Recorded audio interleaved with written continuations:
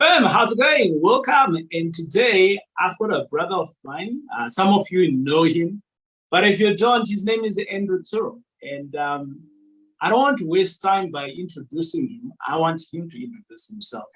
Brother, how's it going, Andrew? Welcome to the show. Thank you very much for having me again. I'm excited to be here and looking forward to this intriguing conversation that I'm set up for. Yes. I want to start off by saying congratulations.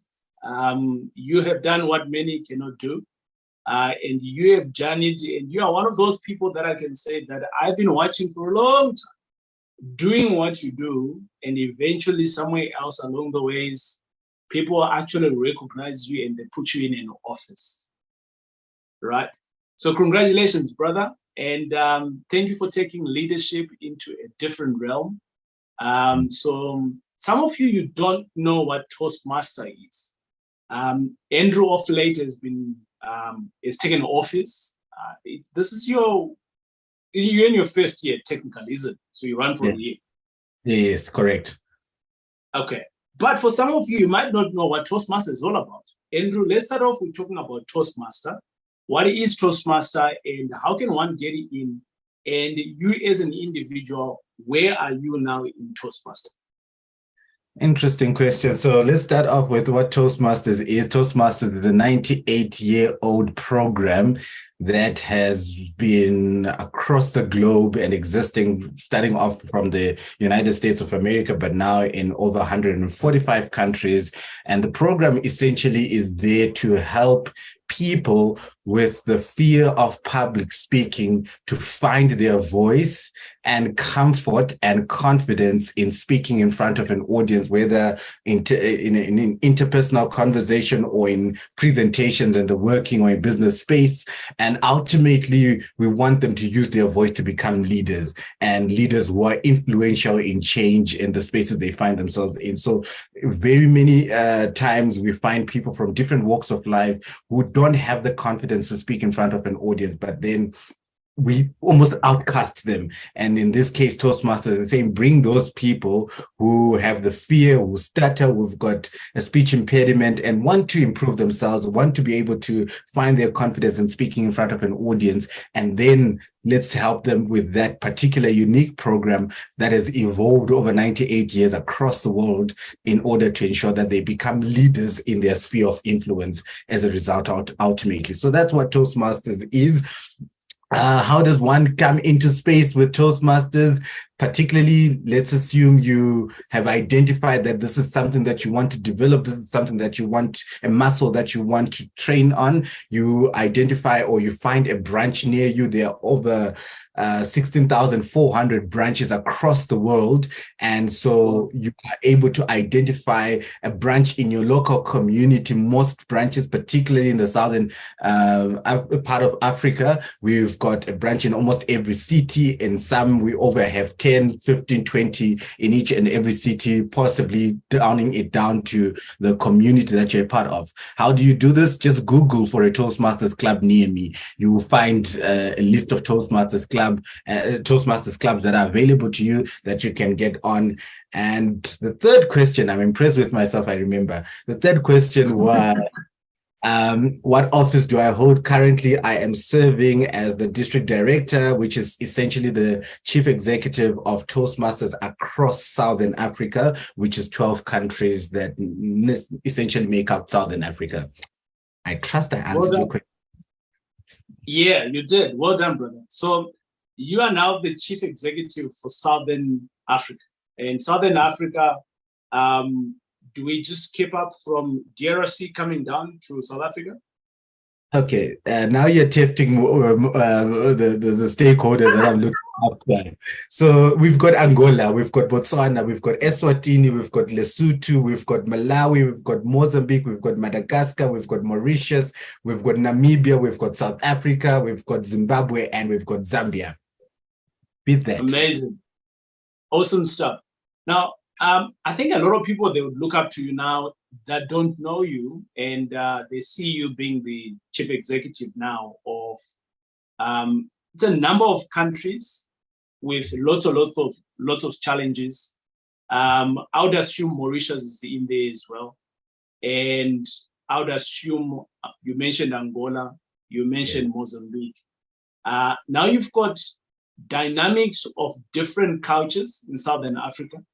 You've got dynamics of different languages, and you've got dynamics of countries that are a little bit older in terms of their maturity. Like for instance, we can take Zambia as an example. Zambia potentially is the oldest from a political perspective, having gained independence a long time ago. And you've got countries that are still in a bit of a turmoil as we are recording now, like for instance, Mozambique.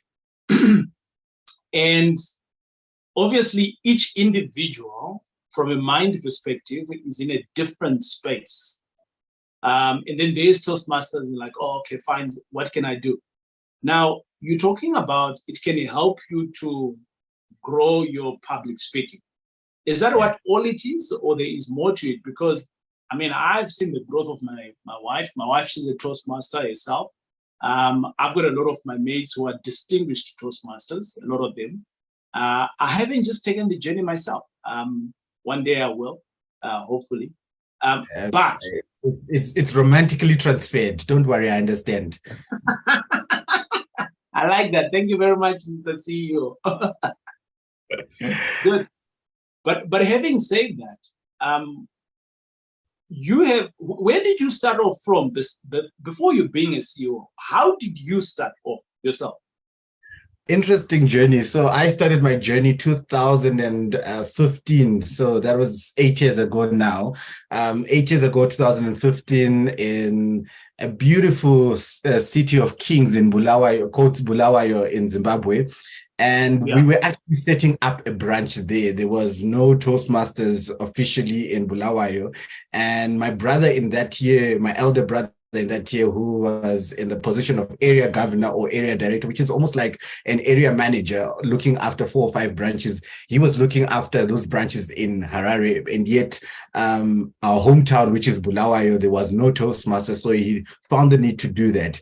And I always tell the story of how he, I suppose, accidentally forgot some of the Toastmasters paraphernalia at home, and then called me, asked me to bring it to the meeting. And that's how I got to the meeting. And when I got to the meeting, it's fascinating. There were all these gray-haired men and women, CEOs, branch managers of different big companies, at least in my opinion, at that point in time, who were in this room. And you can imagine 19-year-old me walking in with, of course, jeans and T-shirts. And at least I didn't wear shorts. So I was walking into these people who were wearing suits and ties, and the welcome was just something else. It really made me feel at home, where I was feeling like I should have been feeling out of place because of the dress code, because of the particular space they were meeting in. And offered coffee and tea. And of course, a young boy like me would not say no to food at that particular point. So I stayed in, and as I was participating, or at least as a delegate in that particular event, I found it fascinating. Now, in my high school, quick story, in my high school, if you weren't able to speak in English fluently, by the time you get to the stage and you start trying to put up words, would have laughed at you so much so that you'd have left the stage. And suddenly I am in a space where adults, particularly executives of different companies, are in this space, and they are stuttering and stammering, trying to just simply give a 4 to 6 minute presentation about themselves, what they are, what they do. And I found it odd that no one in the room was laughing. In fact, I tried to giggle here and there, but I quickly realized I was the only one. And, that wasn't the setting. I also realized that there was a sense of supportive energy in the room. The energy was just different. And so as it was happening, again, you would think I would have gotten the hint. This supportive and positive environment, they're applauding somebody who has been trying to stammer and speak. But you would assume that I get the hint that, hey, this place is actually quite a unique space. But I didn't. In fact, I then decided, you know what, I'm going to join this Toastmasters thing to show these gray-haired men and women that I can do better than them. And yeah, needless to say, in 2 weeks' time, I was a member. I had started my journey and I started introducing. And when I started introducing myself, whilst I could speak somewhat fluently, I realized there was a gap. And the gap was such that I couldn't talk about myself. I could go to Dr. Google, look for a speech that was done by Barack Obama, combine it with a speech by Mahatma Gandhi, Nelson Mandela, and then put that together and recite it and not necessarily make it a speech. So, and today I tell people I was a public talker, and probably now I'm a public speaker because I've found my voice and the authenticity of my story. And that's how the journey started, learning to tell my own story with authenticity and confidence enough that also impacted on the other people in that space. And remember, I said I joined for the wrong reasons, to try and prove to this executive that I could speak better.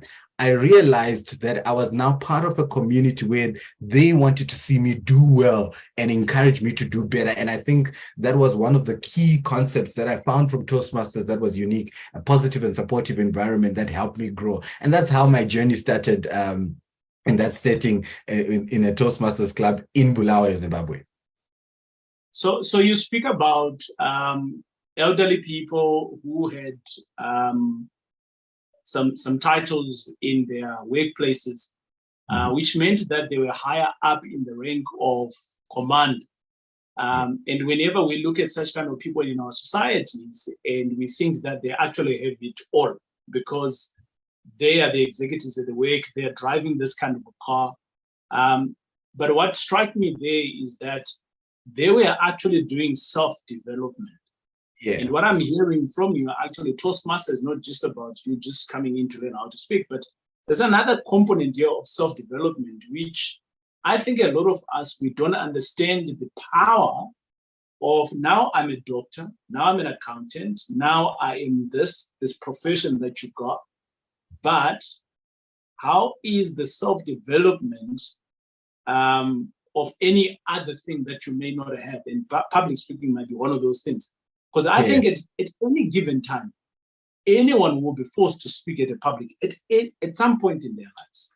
That's my view. But you speak of something else there, Andrew, where you say you went there for the wrong reasons, and then obviously Toastmaster eventually captivated you here. Because now we look at you now, you are the chief and commander for the Oro SADC.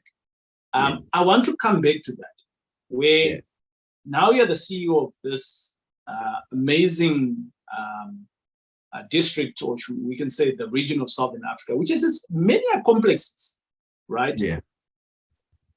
You come from coming from a smaller town compared to some of the other cities where you are now going into.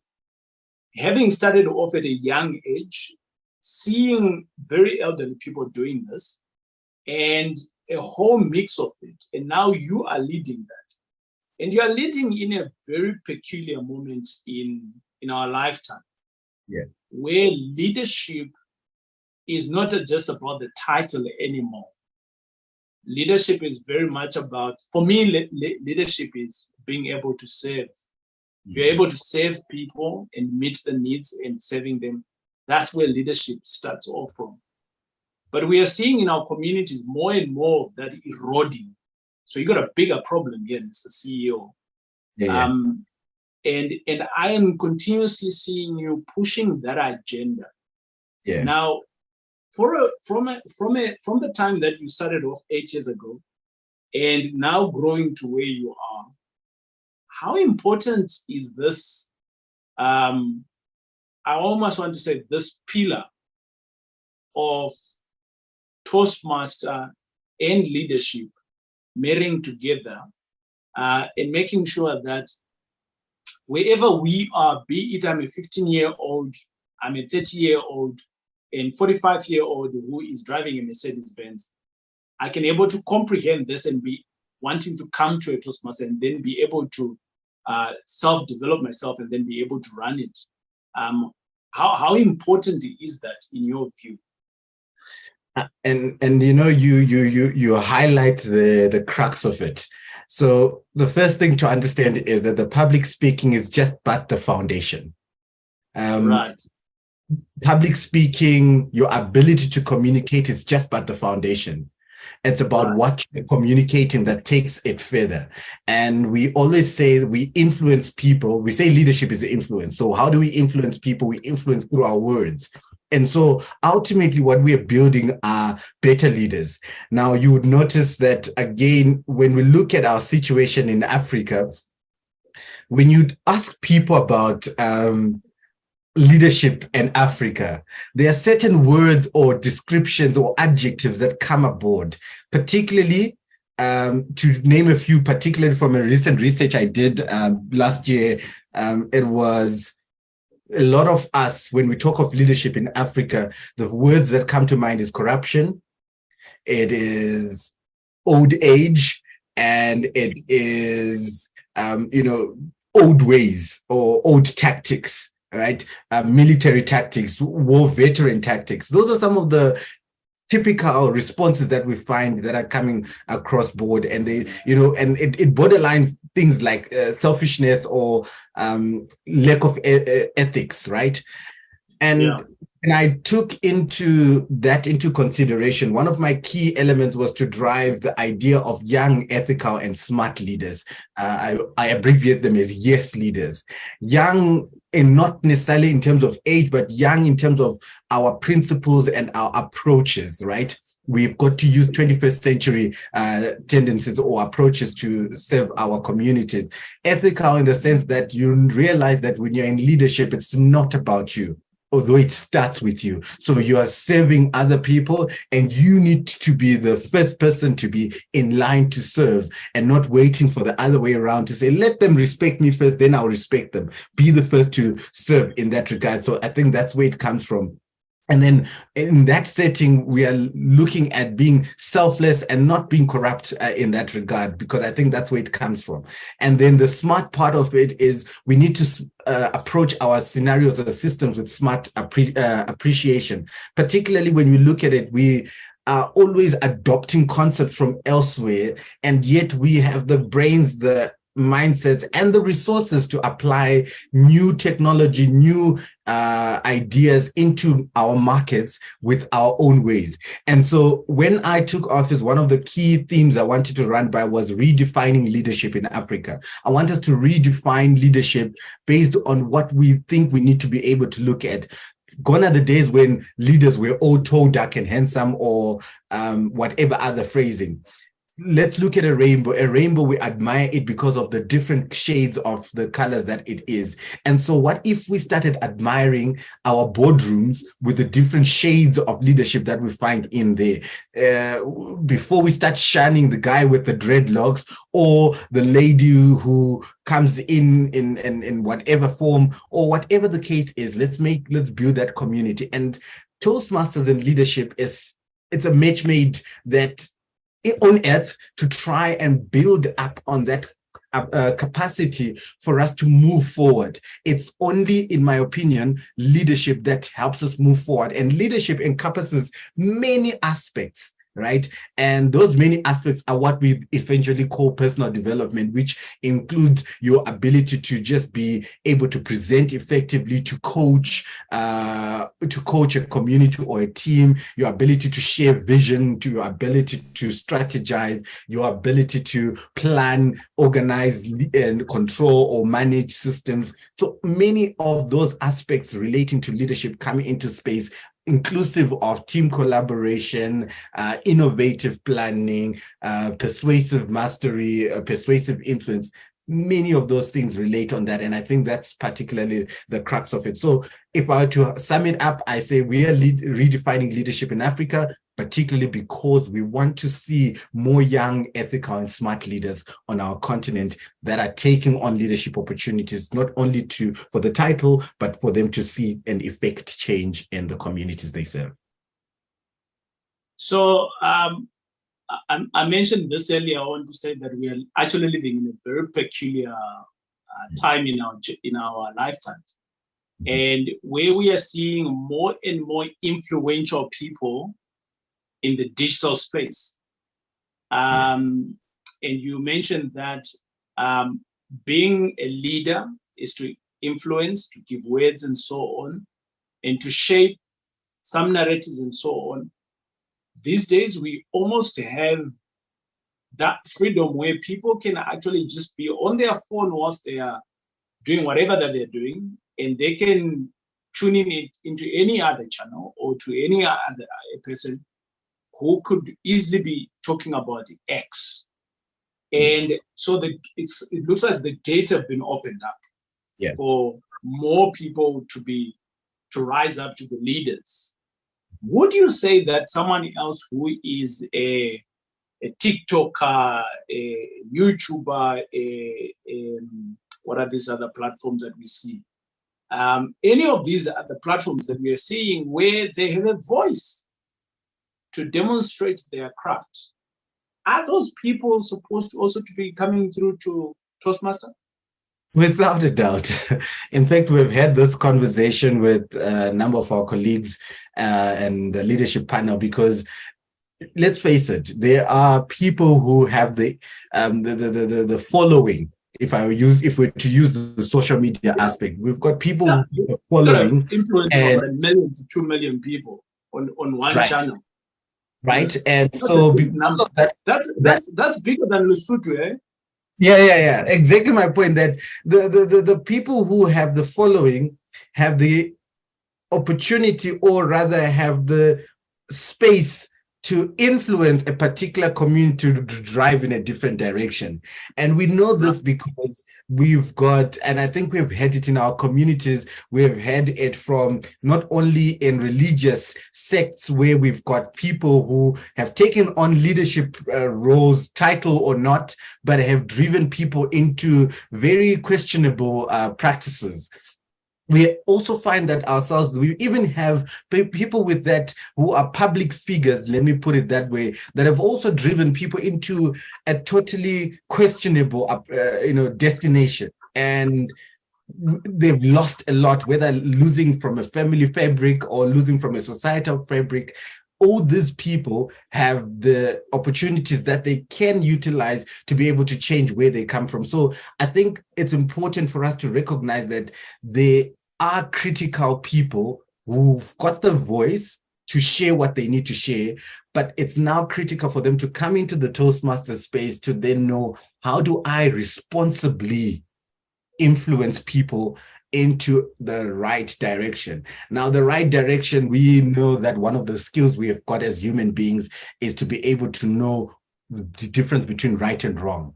And we want to use this community to share that particular approach of how do we use this fabric that we've got to then drive and effect change. It's not a one-man's job, but neither is it also an opportunity for us to spew wrong directions to people who desperately need the direction in order to make their lives better. And so I would definitely say we do need the YouTubers, the TikTokers, the social media lights, anybody who has the platform or wants to, or intends to have the platform to be part of that organization and to be part of the program, particularly in order to know how do they structure their message to gain maximum impact in the right direction, partnering with other stakeholders who are also in the same field. So anyone else who can touch, who has the ability of touching someone in physical or in words, they can come to Toastmaster and they can start to be shaped in which how they can tell their story, and also how they can leverage off this 89, 90 something year organization that has been around for centuries. Centuries. Yeah, we can say that. So I want to come back to you, Andrew. And I am wanting to talk about Toastmaster is about what I know. I've never been a CEO before of a Toastmaster. I don't know, maybe you guys get paid up there on the top. But at the bottom ranks of Toastmasters, when one is starting off, and you started off from there, it's all been, everyone in my sphere of Toastmaster, they're always talking about giving their time and their resources too, driving to places, advertising and things like that. So it's a volunteering organization. Is that correct? Correct. Precisely so. Okay. So if it is all about volunteering, I am going to give my time, and there's tools and skills that I am going to learn along the way. From your perspective, coming from the ranks of nobody, literally, when you're 19, and rising up all the ranks to where you are at the moment, having to live in 2 different countries that I know of. I know you stayed in Zim, I know you're now staying in South Africa. And you have had also the opportunity to travel the world. Where has Toastmaster taken you? I think the crux of it is, for me, getting to a particular point where you're exposed. Now, right. I think if we want to unpack that unpacks it from even my personal life, just my ability to think and be agile in my approaches in terms of whether my personal and my professional development. Toastmasters has taken me there. Now, let's talk of it from a personal perspective. I think just my analytical thinking and problem solving skills have taken a great hike because of my particular involvement within Toastmasters, particularly when you take on leadership. You're solving problems, and you always need to solve problems within a particular setting. Now, for me, it's the Toastmaster side. Being voluntary means you can't throw money at a problem. You've got to think, how can I be more resourceful to solve my problems? And that skill is something that you can never take away. And to be frank, that skill has already become a skill that I've monetized in my work, in my business that I run, and how that has come together is actually emanating from the leadership opportunities I got in Toastmasters. Let's talk of, professionally in that particular setting. I've been able to then set up my businesses and also let's call it, influence people to come on board and buy into a vision. And in that vision, that I no longer serve on my own, but I've got people who believe in that vision and want to drive it together. And we're effecting social and economical change as a result of that. And I think those 2 phases of experiences have already allowed me an opportunity to then recognize what my essential contribution to the community is, or to the continent is at large, as the reach has gone that far right now, and then be able to recognize how that is becoming more like a return on investment on my experience. So yes, I give up my time to learn the skills. I sometimes give up my resources to then be able to appreciate and, of course, get to experience some of the things that I need to do in order to apply it. And I share with people that for some people, they need 30 years of experience working in a corporate to be able to understand how a business runs. I didn't have that. Yeah. But in less than 8 years, I've been able to gain that skill and learn how to successfully run a business, profitable business in that matter. So I think looking at it from that perspective, that is, just the crux or the nature of how Toastmasters has catapulted my personal and professional journey in that regard. So we just know you as the CEO of Toastmaster. I mean, we just know you as Toastmaster guy. So yeah. We didn't know that you actually run another business. But seeing that we invited you here and we're always talking about business and real estate here, let's dive into that conversation, right? And I might be just, that previous comment I made, it might be just for people that know you from Toastmaster, like, this guy is a Toastmaster guy, but you actually have another business. And that's what I wanted to bring across here. So I'm a volunteer. I'm a volunteer in my local church. There's lots of things that I do in my local church. The benefits that comes through there, exactly to what you're talking about, it has helped me in my business. It has helped me to be better with people and things like that. So there's many organizations in which you can volunteer. The point here is find the one that speaks to you. Right. Let's come back to your business. What was your first How did you make your first money? Like first money? Yeah. I'm debating. Do I twist the truth here and just take it a step further? Actually, I think the first monies that I made that I'm really not necessarily proud of, but I'm really, I chaff myself when I think about it many of the times. It's when I was in boarding school in high school, and it was a mixed school. So of course, I was one of those people who were beaten up in grade 1 or 2 for trying to make sure that I've got a neat handwriting, that the O's are O and the whatever, the Q's are Q's. And ultimately, I got to be a matchmaker. So I got to be the broker between the guys and the girls, and I would volunteer my services so I could broker your relationship. And then also, in addition to that, I had additional services like making sure that I buy the right card for you. You give me the money, I'll buy the card, I'll write the caption on the card, and I'll make sure that I do it. And what happens beyond that, I've done my part. It's now yours to play your game. And I also used to give, I think I used to give relationship advice. I think to the guys that I saved, I know your relationships have ended, but I think I still need your endorsements on this one. So that's how I made my first monies in boarding school, brokering relationships. What was the success rate? Because I ran a similar business. It wasn't my first business though, and that business still out there. 15 years, 100% success rate so far. What's been your success?